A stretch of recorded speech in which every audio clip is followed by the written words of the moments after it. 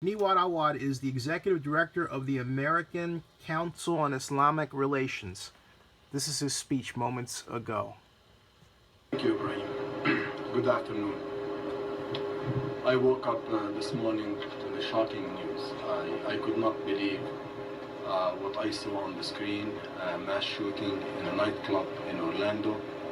And I started, of course, to worry about what kind of crime, and as we went through the day, the number of the victims has increased, and unfortunately, as you all know, more than 50 people have been murdered in cold blood.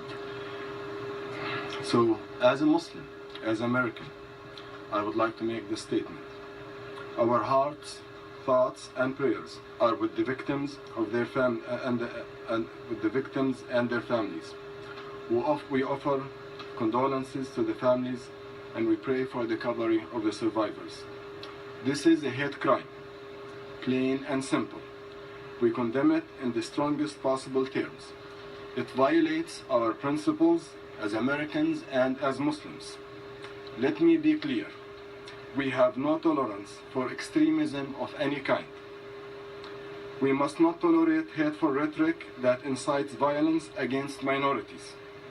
Religious freedom is the cornerstone of our beliefs as Muslims and as Americans. Today, we must stand united.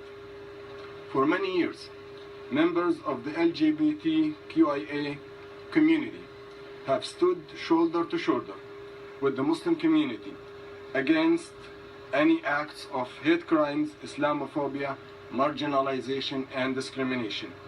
Today, we stand with them, shoulder to shoulder.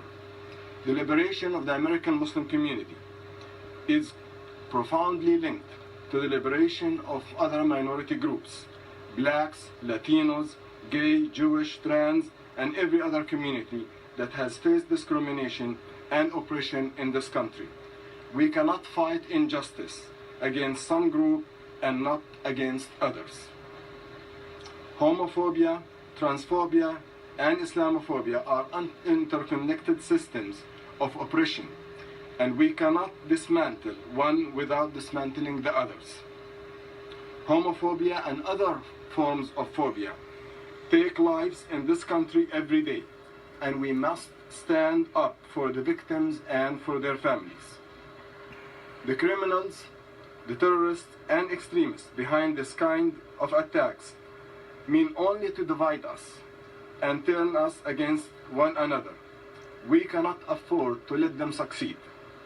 As Muslims, as Americans, now is the time to speak out and make it clear that we will not give in to hate and we will not give in to fear.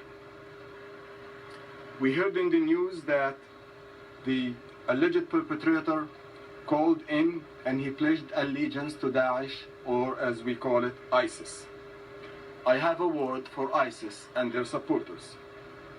How would you stand before God and answer to your crimes against innocent people, thousands of innocent people, Muslims, Christians, and other minorities?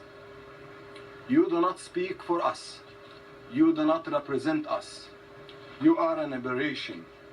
You are an outlaw, or as we call it in Islam, they are Khawarij. They are outlaws. They don't speak for our faith. They never belong to this beautiful faith.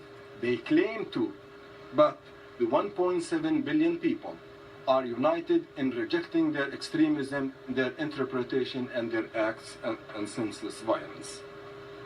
And to those politicians who may try to exploit this tragedy, we ask them to respect the victims and their families.